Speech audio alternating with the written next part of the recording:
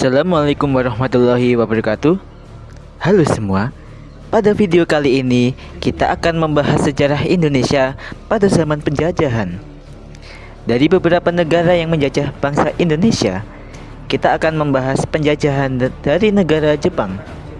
Jepang menjajah Indonesia selama periode singkat namun berdampak signifikan, yakni dari tahun 1942 hingga 1945 selama Perang Dunia Kedua.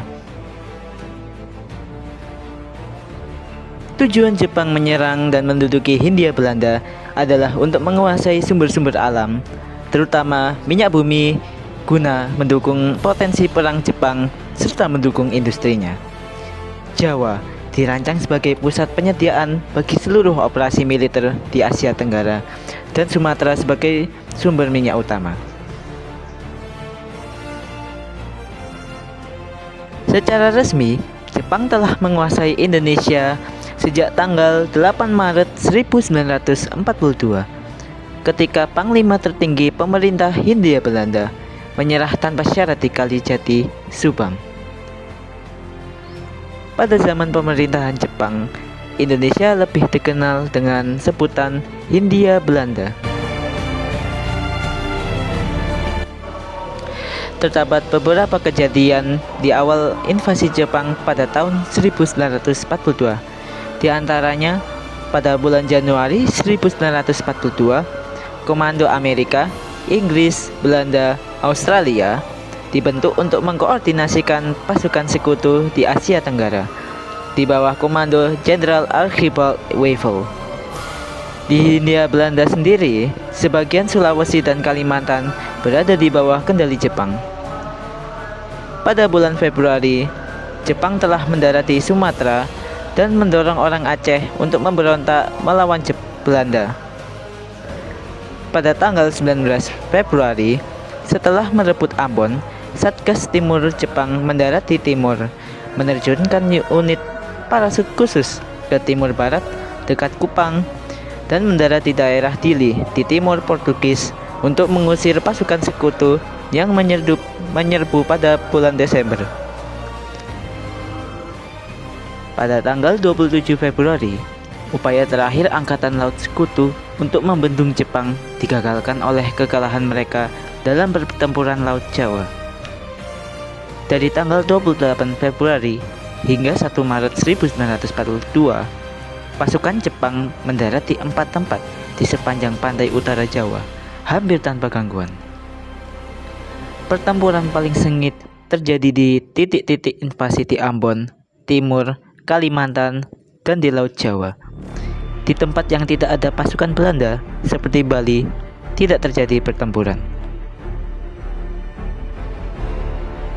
Pada tanggal 8 Maret, tentara Jepang menyita stasiun radio Neiron di Batavia dan memerintahkan siaran tetap dilanjutkan. Para pegawai radio dengan menantang memainkan lagu Het Wilhelmus yang mengakibatkan Jepang mengeksekusi 3 orang di antaranya. Pada tanggal 9 Maret, Komandan Belanda menyerah bersama Gubernur Jenderal Alidius Tjarda van Starkenborgh-Stachowir. Pendudukan Jepang pada awalnya disambut dengan semangat optimis oleh masyarakat Indonesia yang datang menemui tentara Jepang sambil mengibarkan bendera dan meneriakkan dukungan seperti "Jepang adalah kakak kita" dan "Banzai Dai Nippon". Ketika Jepang maju, orang-orang Indonesia yang memberontak di hampir seluruh wilayah Nusantara membunuh kelompok-kelompok orang Eropa, khususnya Belanda, dan memberitahu Jepang yang mereka percaya mengenai keberadaan kelompok-kelompok yang lebih besar. Seperti yang ditulis oleh Pramudia Ananta Toer, dengan kedatangan Jepang, hampir semua orang penuh harapan, kecuali mereka yang pernah bekerja untuk melayani Belanda.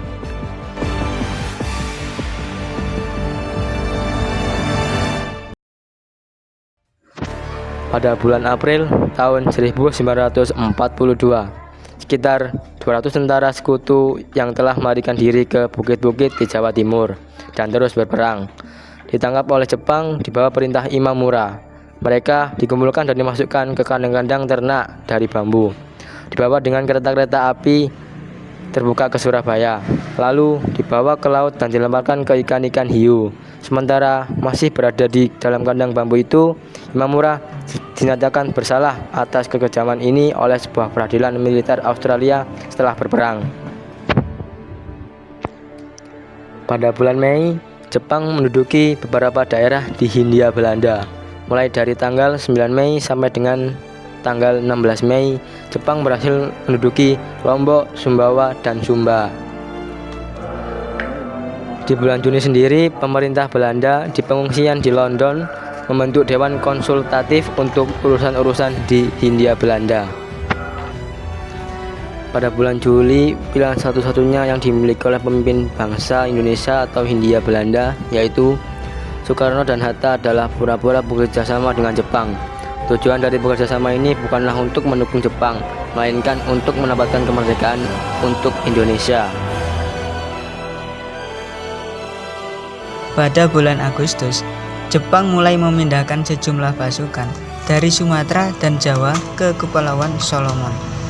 Pada bulan September, orang-orang Muslim Indonesia menolak untuk memberi hormat kepada Kaisar Jepang di Tokyo. Peristiwa di Sukamana, Singaparna, Tasikmalaya, Jawa Barat merupakan bukti nyata penolakan tersebut.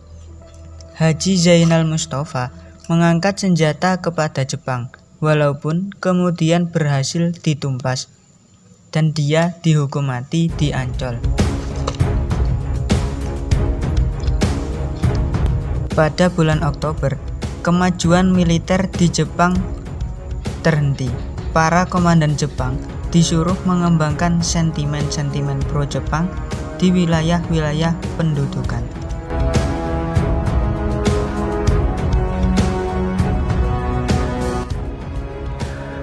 November, pemberontakan di Aceh diredam oleh Jepang dan Jenderal Imamura digantikan oleh Jenderal Harada.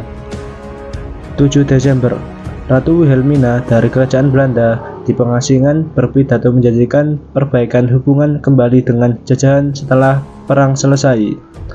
27 Desember, Jepang membuka kamp interniran pertama untuk perempuan Belanda di Ambarawa. Militer Jepang membuat 3 kesalahan besar terhadap bangsa Indonesia. 1. Kerja paksa.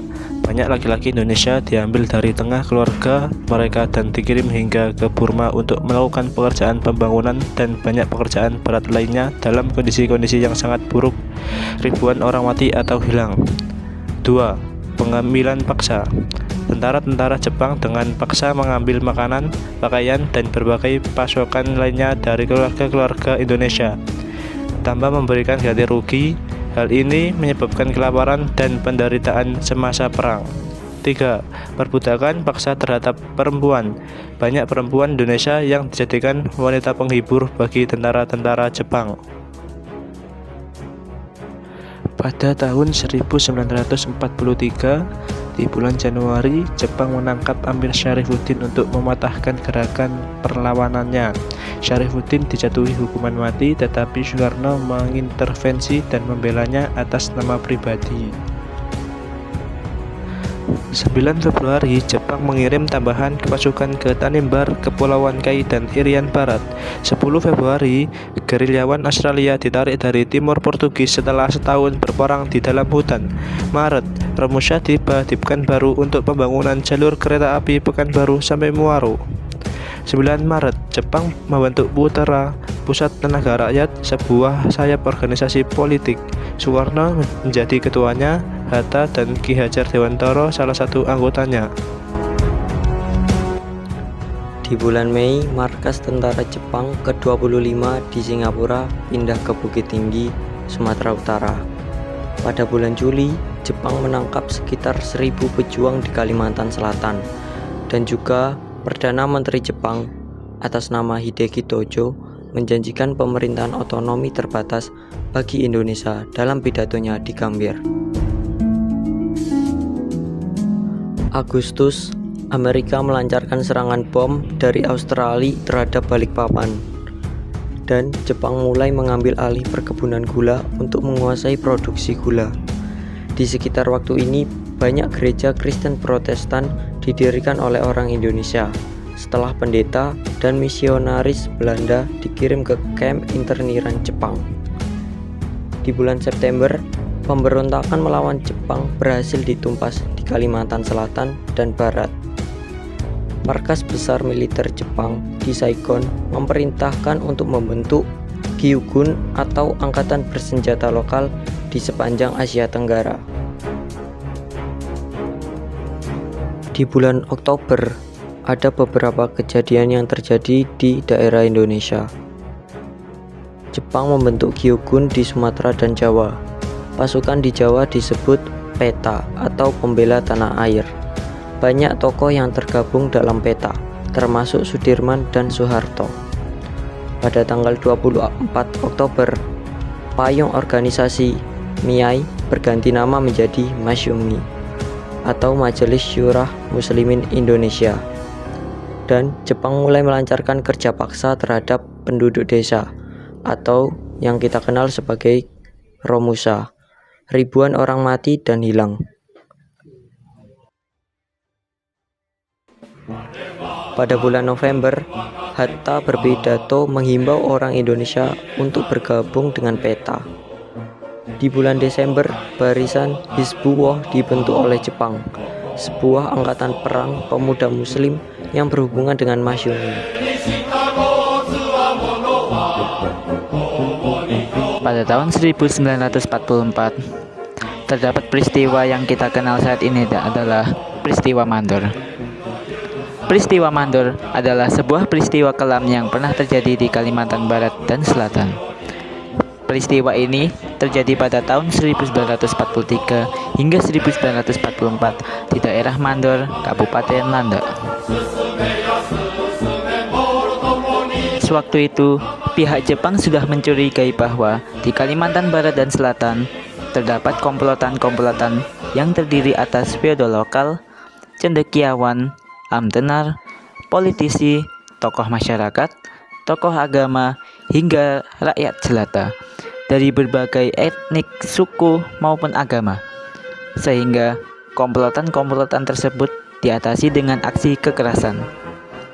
Penangkapan-penangkapan yang pernah terjadi antara September 1943 hingga awal 1944. Menurut data yang ada, jumlah korban dari peristiwa Mandor tersebut adalah 21.037 orang. Akan tetapi, pihak dari Jepang menolak pernyataan tersebut dan menganggap hanya ada 1.000 korban saja. Peristiwa Mandor terjadi akibat ketidaksukaan pihak Jepang waktu itu terhadap para pemberontak yang ada di Kalimantan Barat, dikarenakan ketika itu Jepang ingin menguasai sumber daya alam yang ada di bumi Kalimantan Barat. Meskipun demikian, ternyata menurut sejarah yang dibunuh bukan hanya kaum cendekiawan maupun feodal, namun rakyat biasa juga tidak luput dari pandangan mereka. Tanggal 28 Juni diyakini sebagai hari pengeksekusian ribuan tokoh-tokoh penting masyarakat pada masa itu. Pada tanggal 14 Februari 1945, tentara PETA di Blitar menyerang gudang senjata Jepang. 1 Maret, Badan Penyelidik Usaha Persiapan Kemerdekaan Indonesia atau disebut dengan BPUPKI, sebuah komite untuk mempersiapkan kemerdekaan Indonesia, diumumkan pembentukannya oleh Jepang. Anggota-anggotanya antara lain Soekarno, Hatta, Wahid Hasyim, dan lain-lain. Pemimpinnya adalah Dr. Rajiman Weddiodiningrat. April, Laksamana Maida, pimpinan intelijen Angkatan Laut di Indonesia, mendukung perjalanan pidato keliling Soekarno dan Hatta ke Makassar.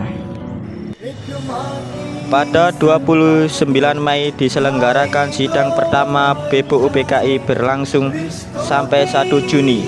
Soepomo berpidato tentang integrasi nasional dan melawan individualisme perorangan Muhammad Yamin mengusulkan bahwa negara baru tersebut juga sekaligus mengklaim Sarawak, Sabah, Malaya, Timur Portugis dan seluruh wilayah Hindia Belanda sebelum perang. Yamin juga menyarankan bahwa Indonesia baru harus mengabaikan hukum internasional dan mendeklarasikan semua area samudra antara pulau-pulau sebagai perairan teritorial. Kontroversi terus berlanjut di antara peserta sidang BPUPKI mengenai aturan Islam dalam Indonesia yang baru. 1 Juni Soekarno menjelaskan tentang doktrin Pancasila di depan BPUPKI. 10 Juni tentara Australia mendarat di Brunei dan tentara Belanda mendarat di Sumatera Utara. 22 Juni sebuah komisi khusus dipimpin Soekarno dibentuk untuk memecahkan perselisihan atas peran Islam dalam Republik yang baru dan setuju dengan menghadiahkan bahasa kompromi yang kemudian dikenal sebagai Piagam Jakarta. Bahasa kompromi ini menyebutkan bahwa hanya yang beragama Islam yang diwajibkan untuk mengikuti hukum Islam. 10 Juli sampai 17 Juli diselenggarakan sidang kedua BPUPKI untuk membicarakan rancangan Undang-Undang Dasar untuk Indonesia. 1. Hatta melakukan kritik terhadap pernyataan Yamin dan menyarankan Irian Barat sebaiknya tidak dimasukkan ke dalam Indonesia. 2. Soekarno mendukung Yamin. 3.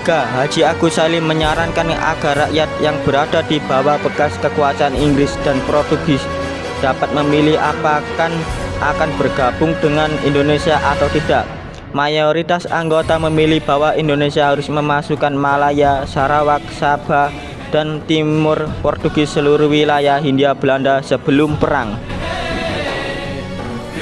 Pada 6 Agustus 1945, 2 bom atom dijatuhkan ke 2 kota di Jepang, Hiroshima dan Nagasaki oleh Amerika Serikat. Ini menyebabkan Jepang menyerah kepada Amerika Serikat dan sekutunya. Momen ini pun dimanfaatkan oleh Indonesia untuk memproklamasikan kemerdekaannya. 7 Agustus BPUPKI berganti nama menjadi PPKI atau Panitia Persiapan Kemerdekaan Indonesia. Pada 9 Agustus 1945, Soekarno-Hatta dan Rajiman Wedjodiningrat diterbangkan ke Vietnam untuk bertemu Marsekal Terauchi. Mereka dikabarkan bahwa pasukan Jepang sedang menuju kehancuran, tetapi Jepang menginginkan kemerdekaan Indonesia pada 24 Agustus. Sementara itu, di Indonesia, Sultan Syahrir telah mendengar berita lewat radio pada tanggal 10 Agustus 1945 bahwa Jepang telah menyerah kepada sekutu. Para pejuang bawah tanah bersiap-siap memproklamasikan kemerdekaan RI dan menolak bentuk kemerdekaan yang diberikan sebagai hadiah Jepang. Saat Soekarno-Hatta dan Rajiman kembali ke tanah air pada tanggal 14 Agustus 1945, Syahrir mendesak agar Soekarno segera memproklamasikan kemerdekaan. Namun Soekarno belum yakin bahwa Jepang memang telah menyerah dan proklamasi kemerdekaan RI saat itu dapat menimbulkan pertumpahan darah yang besar dan dapat berakibat sangat fatal jika para pejuang Indonesia belum siap. 15 Agustus Jepang menyerah kepada sekutu. Tentara dan Angkatan Laut Jepang masih berkuasa di Indonesia karena Jepang telah berjanji akan mengembalikan kekuasaan di Indonesia ke tangan Belanda. Para pemuda pejuang termasuk Sairul Saleh yang tergabung dalam gerakan bawah tanah kehilangan kesabaran dan pada dini hari tanggal 16 Agustus 1945 mereka menculik Soekarno dan Hatta dan membawanya ke Rengas Dengklok yang kemudian terkenal sebagai peristiwa Rengas Dengklok. Malam harinya, Soekarno dan Hatta kembali ke Jakarta, bertemu dengan Jenderal Moichiro Yamamoto dan bermalam di kediaman Laksamana Muda Maeda Tadashi. Dari komunikasi antara Hatta dan tangan kanan komandan Jepang di Jawa ini, Soekarno-Hatta menjadi yakin bahwa Jepang telah menyerah kepada sekutu dan tidak memiliki wewenang lagi untuk memberikan kemerdekaan. Mengetahui bahwa proklamasi tanpa pertumpahan darah telah tidak mungkin lagi, Soekarno, Hatta, dan anggota PPKI lainnya malam itu juga mengadakan rapat dan menyiapkan teks proklamasi yang kemudian dibacakan pada pagi hari pada tanggal 17 Agustus tahun 1945. Tanggal 18 Agustus, PPKI membentuk sebuah pemerintahan sementara dengan Soekarno sebagai presiden dan Hatta sebagai wakil presiden. Piagam Jakarta yang memasukkan kata Islam di dalam sila Pancasila dihilangkan dari Mukadimah Konstitusi yang baru. Pada 22 Agustus, Jepang mengumumkan mereka menyerah di depan umum di Jakarta. Jepang melucuti senjata mereka dan membubarkan peta dan heiho. Banyak anggota kelompok ini yang belum mendengar tentang kemerdekaan. Pada tanggal 23 Agustus, Soekarno mengirimkan pesan dari radio pertama ke seluruh negeri Indonesia. Badan Keamanan Rakyat Angkatan Bersenjata Indonesia yang pertama mulai dibentuk dari bekas anggota peta dan heiho. Pada tanggal 29 Agustus, rancangan konstitusi bentukan PPKI yang telah diumumkan pada 18 Agustus ditetapkan kepada UUD 45. Soekarno dan Hatta secara resmi diangkat menjadi presiden dan wakil presiden. PPKI kemudian berubah nama menjadi KNIP atau bisa disebut Komite Nasional Indonesia Pusat. KNIP ini adalah lembaga sementara yang bertugas sampai pemilu dilaksanakan.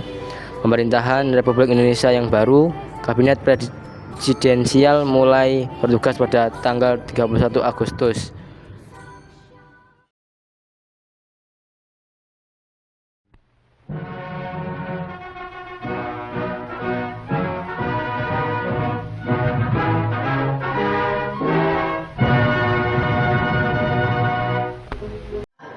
Terima kasih telah menonton video kami.